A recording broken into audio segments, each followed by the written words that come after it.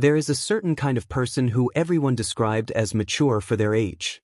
The one who kept it together when the adults around them couldn't. The one who handled things quietly, without being asked. Who read the mood in a room before they sat down. Who learned to need less, ask for less, make themselves easy. People called you an old soul. Wise beyond your years. Maybe some of that was true. But underneath those words, something quieter was happening. And this video is going to name it. Picture a child coming home from school. Not to chaos. Maybe just to a parent sitting in the kitchen who looks exhausted in a way that has nothing to do with the workday. A heaviness in the air that the child can feel before anyone speaks. And without being told, without thinking, they adjust. They become smaller. They find something useful to do. They don't ask about their own day, because this doesn't feel like the moment for that. Slowly, they learn that their needs are a weight they should carry quietly. That the right thing is to be helpful, to be calm, to be the thing that does not add to the problem. And they get very good at it.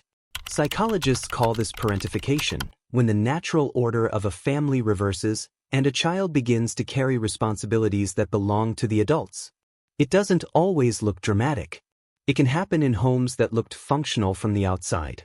Homes where a parent was emotionally overwhelmed, chronically anxious, or simply depleted in ways they never talked about.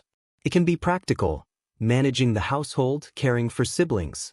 Or it can go deeper, into emotional territory, where the child becomes the one who absorbs the tension, monitors everyone's mood, and quietly tries to make sure no one falls apart.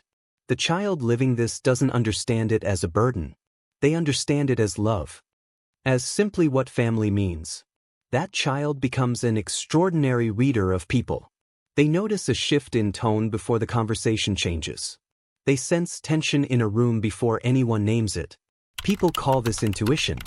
But research in developmental neuroscience helps explain where it actually comes from. Chronic stress in early life alters the brain's stress response systems. A child living with emotional unpredictability develops a nervous system that is always scanning. Always watching for the next shift. Always preparing for what might need to be managed. That hypervigilance wasn't a flaw. In an unpredictable home, sensing the shift before it happened kept things safer. The problem is the nervous system doesn't know how to turn off when it's no longer needed. So you carry that alertness into every room, every relationship. Already reading the situation. Already adjusting yourself before anything has even happened. It looks like emotional intelligence, and it is. But it was built on vigilance, not safety. You also become very good at not needing anything. You learn to handle things alone before they become someone else's problem. And asking for help starts to feel not just uncomfortable, but like a kind of collapse. As if the whole architecture of who you are depends on being the person who does not need to be held up. John Bowlby, who developed attachment theory, described what he called compulsive caregiving, a pattern that develops when a child is placed in the role of emotional anchor for a parent who needed them in ways a parent should not need a child. The child learns that their value in a relationship is measured by how much they can hold. And they carry that forward. Not because they are broken. Because that is what love looked like at the beginning, when they were still learning what it was. This is where it starts to cost you. The world rewards the person who doesn't need much. It admires the one who keeps going, handles things quietly, never lets their struggles become someone else's inconvenience. It calls this strength. So the adaptation that began as survival becomes something you are quietly celebrated for your entire life. People depend on you. People are relieved you are there.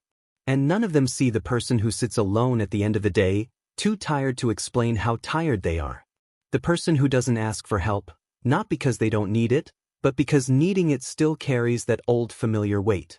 The question is not whether you are capable. You clearly are. The question is whether that capability is something you chose, or something you built around yourself so early it became the walls of the room, rather than what was inside it. You are allowed to need things without proving you deserve them first. You are allowed to be cared for before you are useful. You are allowed to let someone else hold something for a while.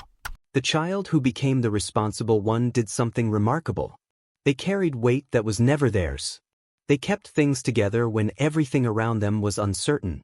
They adapted, adjusted, made themselves steadier or smaller depending on what the moment required. That child deserved someone who would have done that for them instead.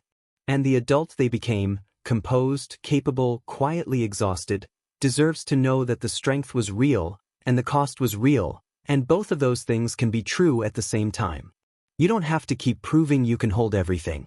Maybe what comes next is not carrying more. Maybe what comes next is finally being allowed to put something down.